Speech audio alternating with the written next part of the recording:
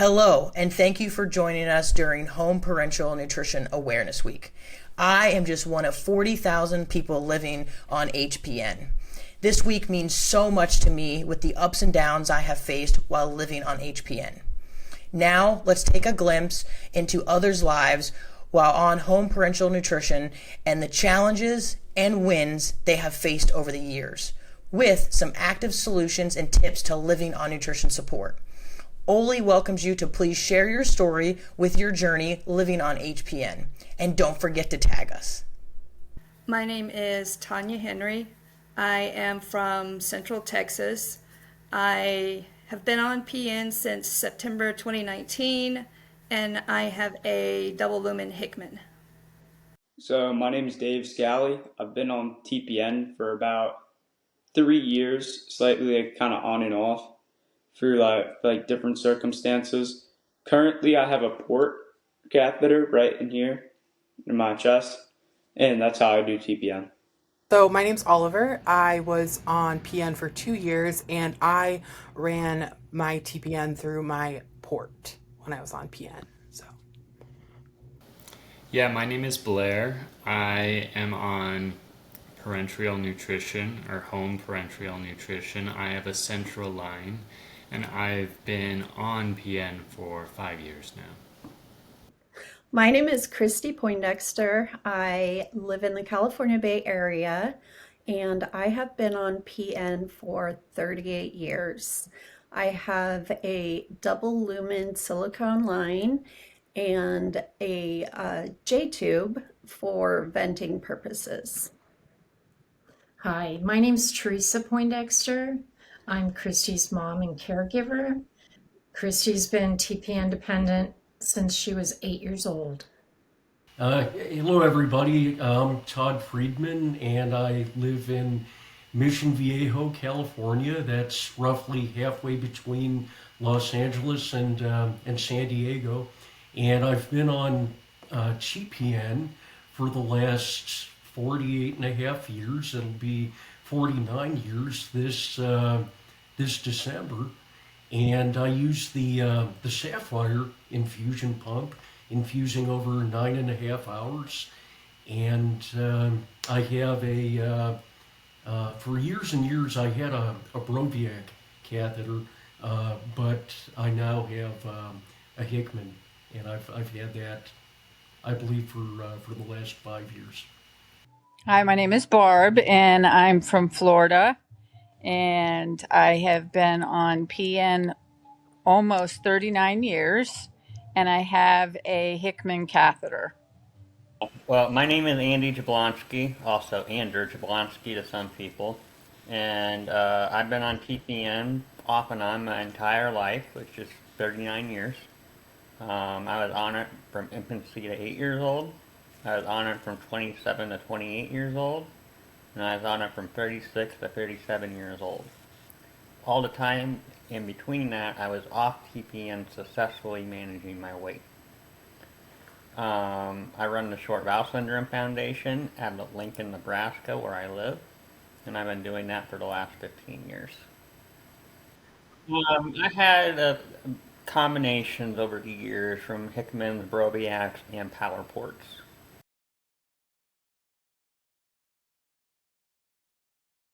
I would say one of the biggest challenges overcoming PN is adapting to the new schedule and layering of your day. It changes maybe not how you would go about your day, but the things that you will do throughout the day and the things you will have to think about before you even get to that point in the day. There's a lot of beforehand thoughts, and I'll need this, might need that medication. That was a quite steep adaptation from regular just being able to pick up whatever I needed along the way or while I was already out. My biggest challenge was probably the first 2 years. I thought my life was over and that I would never be normal again. But I always encourage newbies that, the first 2 years is the hardest, and then it's just really a matter of brushing your teeth and just getting into the groove of hooking up your TPN. But the biggest challenge was the first 2 years and feeling like I was the only person on TPN. Biggest challenge I've had to overcome with TPN in general, more or less focusing on like not like side effects from problem in general, would probably be being hooked up to the bag and not wanting to be in public with it. I personally I think that like there's nothing wrong with it. Like my sister does it all the time. She's a really confident person and I'm proud of that. It's just me personally, I don't like having it attached to me because it feels like I'm like it's like I gotta pick it up and then carry it. So honestly, I wouldn't mind it that much. It's just like it's just another thing to carry. My biggest challenge while on PN, I would say, is getting used to my double lumen Hickman and the bleeding issues that I had. My biggest challenge I've had to overcome on PN would probably be getting doctors to acknowledge that it's not going to kill me.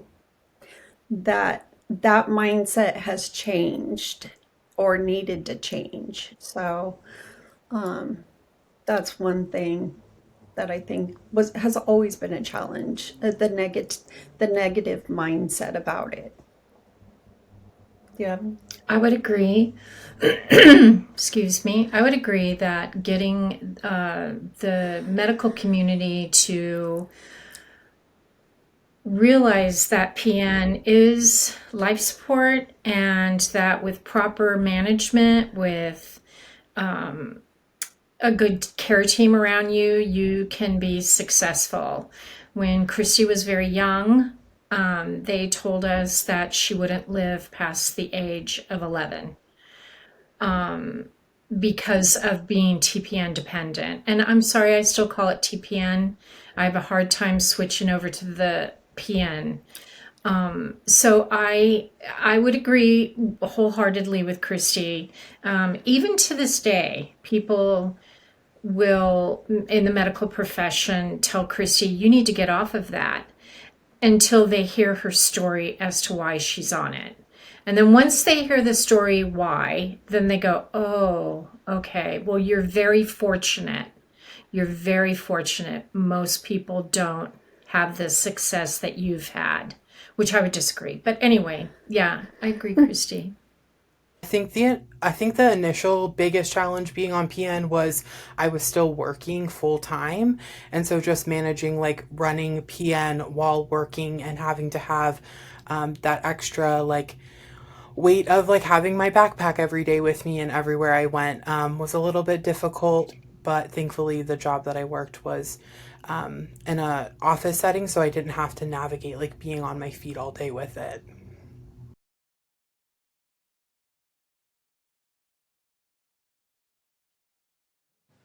What is one thing that I think that I wish people would understand about PN would be it's more than just hooking up at night.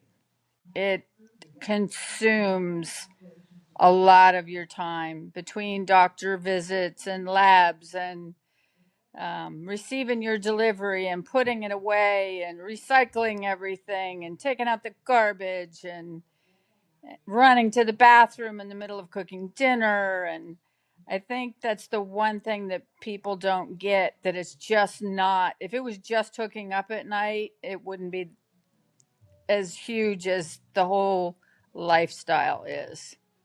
A lot of things that unfortunately are out of your control. I don't like to think about the amount of concerts or holiday things that I've bought tickets to, planned on attending, and then something comes up. But you just gotta accept that your health is out of your control, and sometimes you can do everything you try to be careful, and life still has its challenges.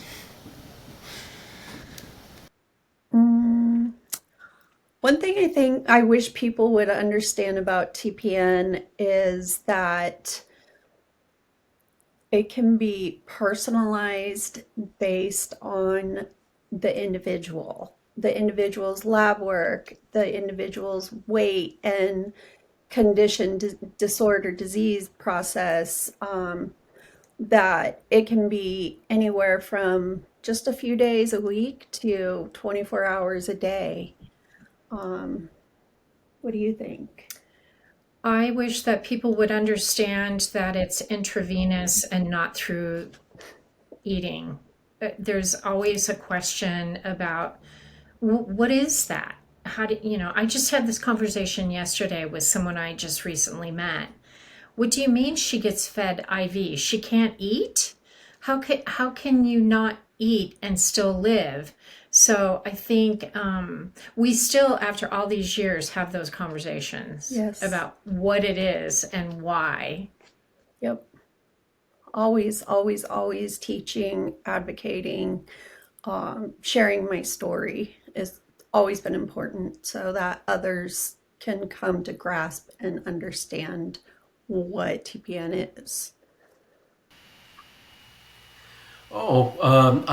One thing I wish people would understand about PN is that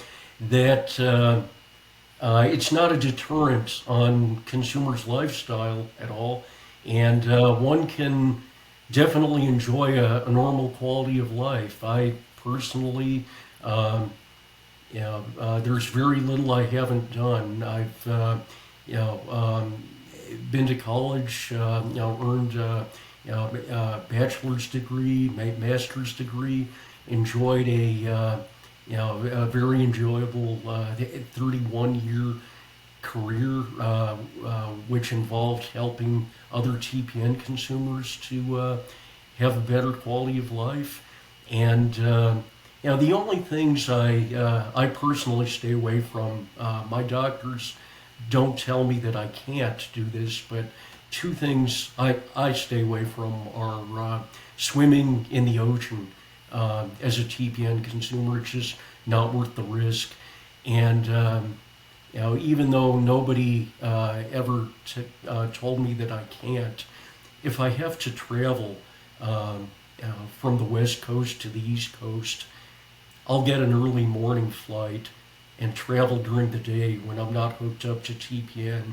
I've never traveled while hooked up to TPN, only because if there's a problem, I want to be able to get to the doctor, the hospital, not be stuck up at 30,000 feet, and also be near a bathroom that lends itself to cleanliness and sterility. But in a nutshell, though, there's nothing you can't do. I've known TPN consumers who have traveled overseas, gone skydiving, gone parasailing. So no pun intended, but with TPN, the sky is the limit.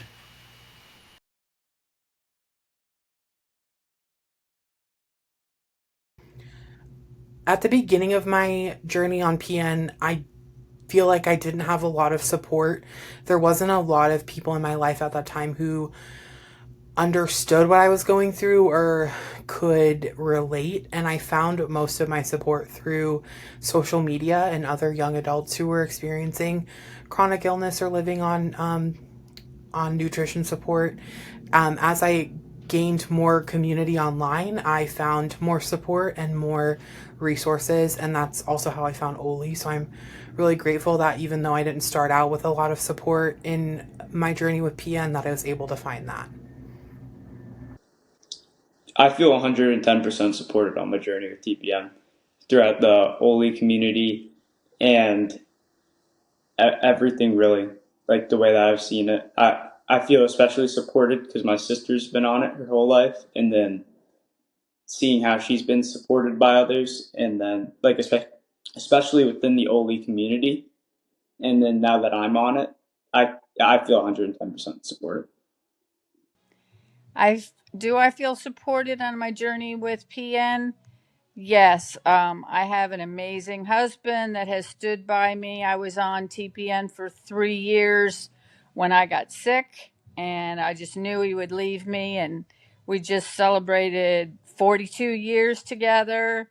He has stayed by my side.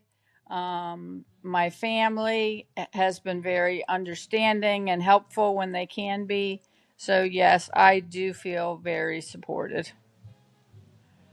Did I feel supported, or do I feel supported, if I'm going to go on it soon again, uh, by other people on TPN? Yes, I do feel supported. I have a great family who used to help me the last time around doing TPN. Uh, they helped me set up my bags, stuff like that, hook me up, because I didn't feel safe doing it. I didn't want to die at the age of 38. So, for 6, 7 months, my parents would take turns coming to help me out at my house, because I live separately. I don't live with my parents anymore. And so that's how we did it for 6, 7 months. My parents volunteered to come over and help me. So, yes, I have a great support system. And the friends I do have that are outside the short bowel community do understand, because they've known me for 20, 30 years. And so, yes, I do feel supported. Plus, you have the short bowel community, the Oley community, people that live like us. And I feel support for that too. Even though I created the support groups. But it's a good thing, because everyone gets support in there, whether you're new, old, whatever. That is a safe place to go. So yes, I feel I have it personally and online. I feel somewhat supported while on my journey with PN. Yeah, do I feel supported on my journey with TPN? I would say yes. I am very, very fortunate to have my mom and my dad, both who have fought tooth and nail to keep me going and alive every day. And there are so many that I know who don't have that. They don't have the family support. They don't have a caregiver. They don't have anyone. And my heart breaks for those people every day. And I just know that I am super fortunate and blessed to have her and my dad.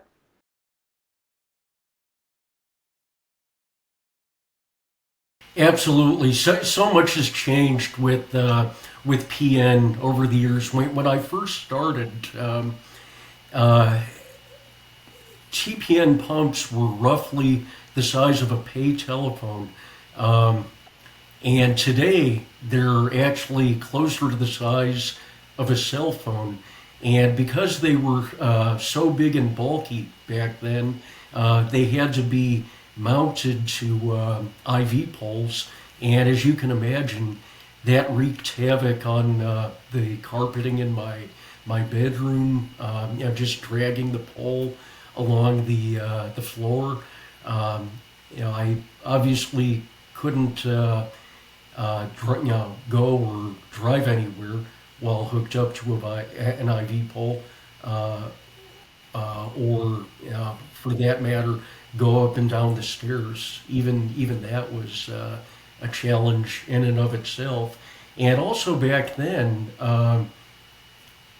TPN was put in 1, 2, and 3 liter glass bottles, whereas today they're plastic bags that fit very neatly and compactly in backpacks. So I can drive to the grocery store while on TPN and go just about anywhere. And it's so much easier to have a good quality of life now. Oh, and back then there was no TPN delivery service either. Like I mentioned earlier in the interview, I was 14 years old when I started TPN, which was a little young to have a driver's license. So it was up to my mom to drive 50 miles to every week to pick up a bunch of boxes of TPN and supplies for me. And now it's delivered right to my doorstep. I think what's changed over the years for me being on nutrition support is um, just the fact that I've gained community and I've gained resources that I didn't have at the beginning.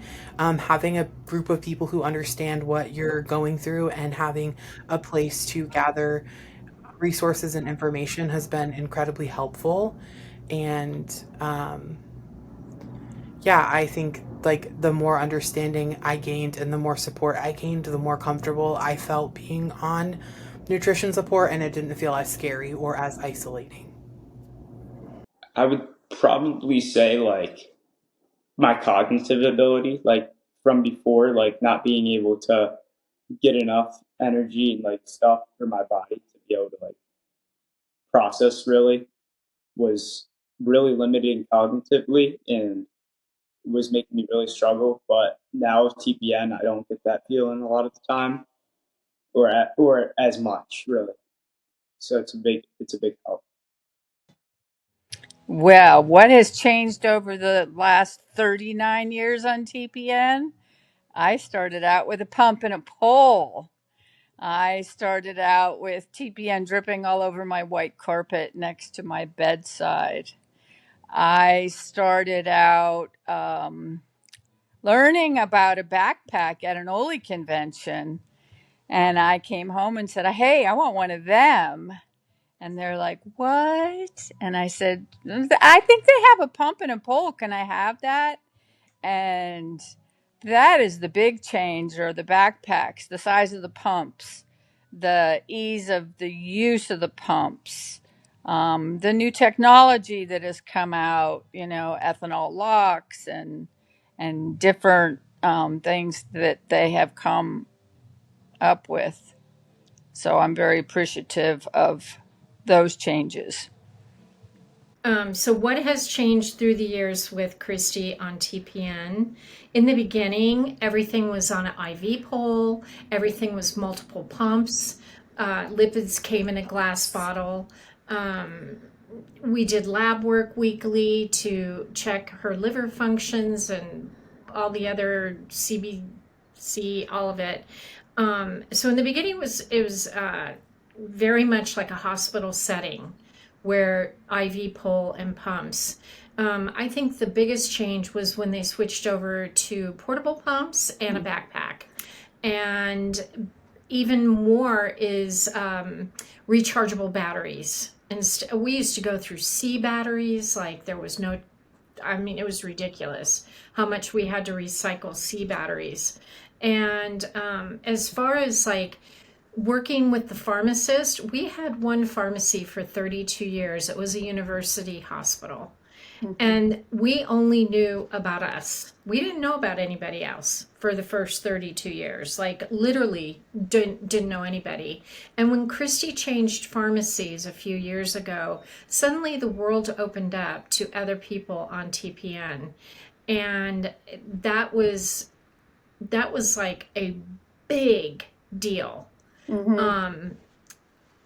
So having a pharmacist that is for you, having that relationship with that pharmacist, that is vital. It's a vital link. What else has evolved in your opinion? Oh, flushes. The flushes is the big I used to have to draw saline out of an IV bag every time we needed a flush for something.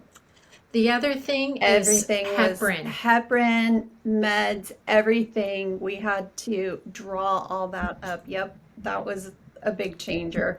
And the smaller pumps and backpacks came in like the very late early 90s, early 2000s. So they, I got sick and started PN at the beginning of 1988.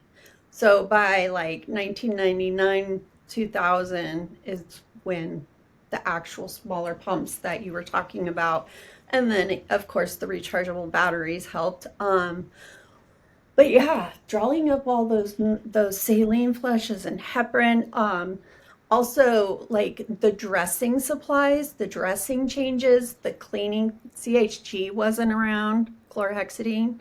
That wasn't, like, maybe it was, but the basis was like for cleaning a line was alcohol and then betadine.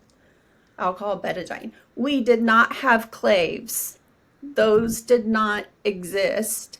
We did not have Curo caps, like the little green caps with the, or orange or whatever, with the alcohol or CHG or whatever.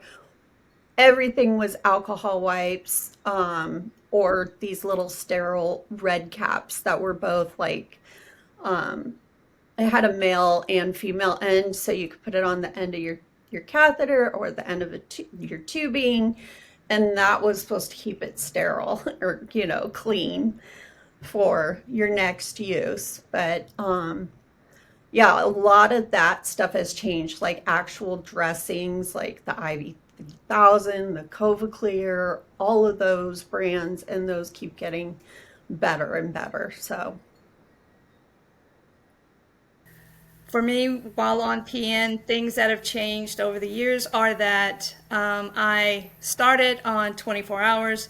Then halfway through, I went from 24 hours to 18 hours. And now in the last 2 years, I've gone to 12 hours.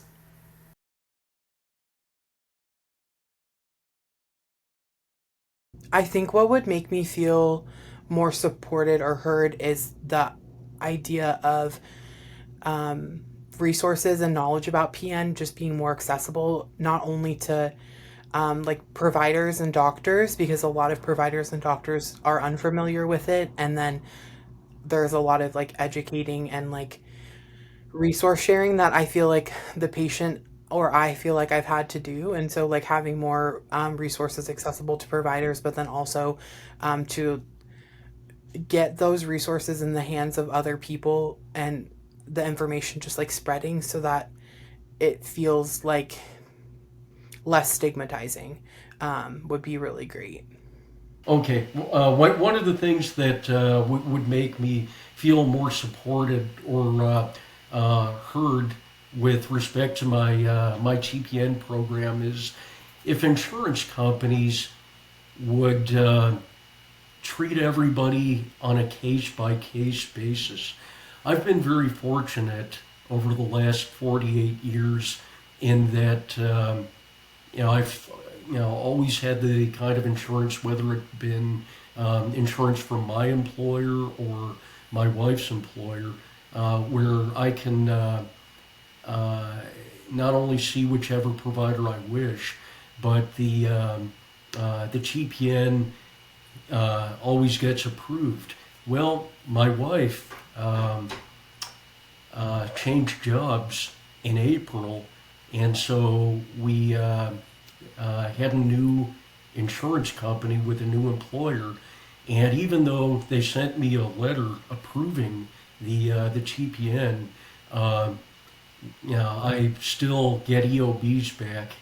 That's explanation of benefits forms saying this service isn't covered because it's not medically necessary.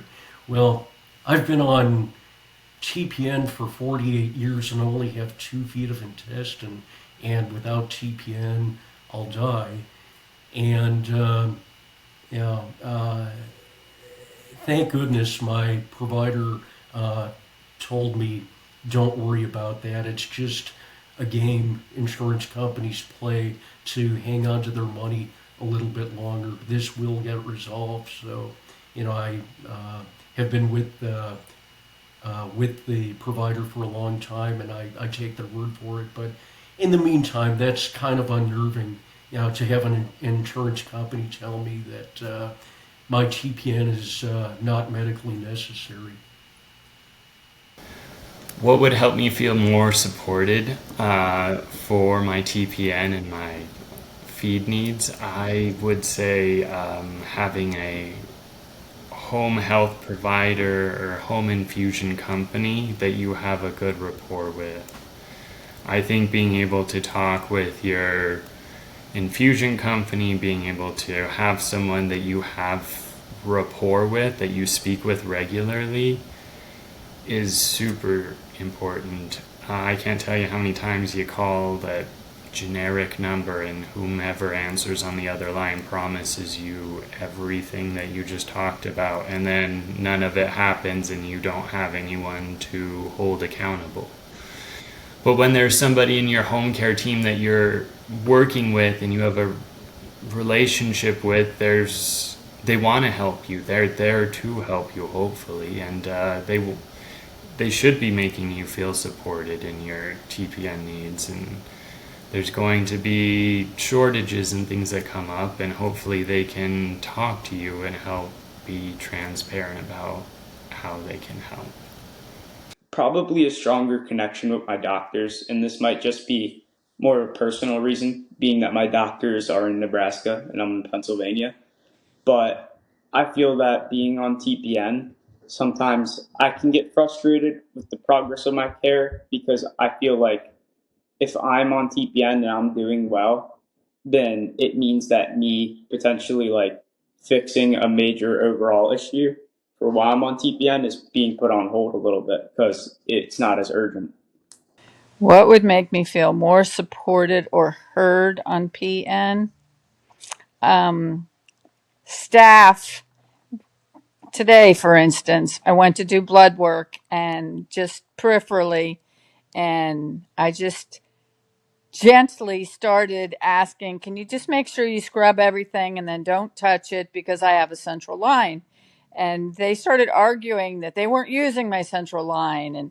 And I said, okay, but it's the same blood system. So I just really want to make sure that when you touch me that, you know, everything's clean. So we're not possibly introducing any problems into my bloodstream. And it turned into a screaming match, and it was awful, and I left crying. And it's, I guess, the lack of education of the healthcare people, even a hospitalist in a hospital, oh, we got to pull your line. Well, can you make sure I don't have pneumonia? Oh, no, we got to pull your line. So it's just, I guess, the fighting with hospital staff and healthcare workers that really don't understand the importance of my lifeline to me.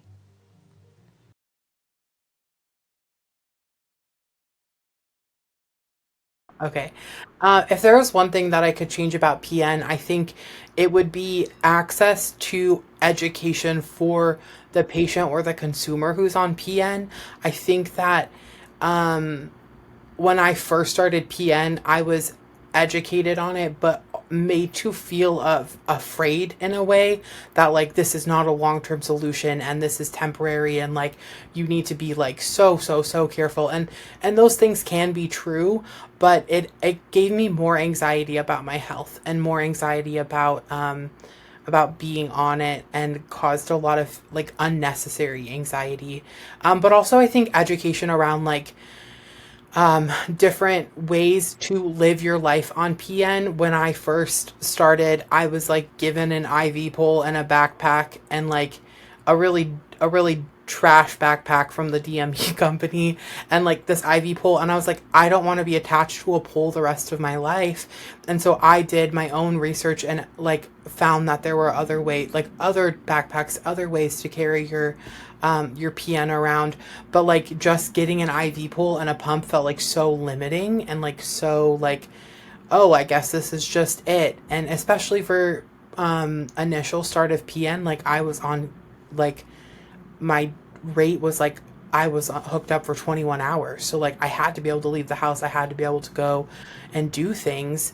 And so I had to find ways to adapt. And I don't think that those ways to adapt to living on PN are like super well communicated when like a patient first starts out. And I think that's to their detriment. And so I'd love to see maybe education for the DME companies or the home health companies that are supplying the PN to the patients so that they feel liberated and like free to continue their life and not feel trapped.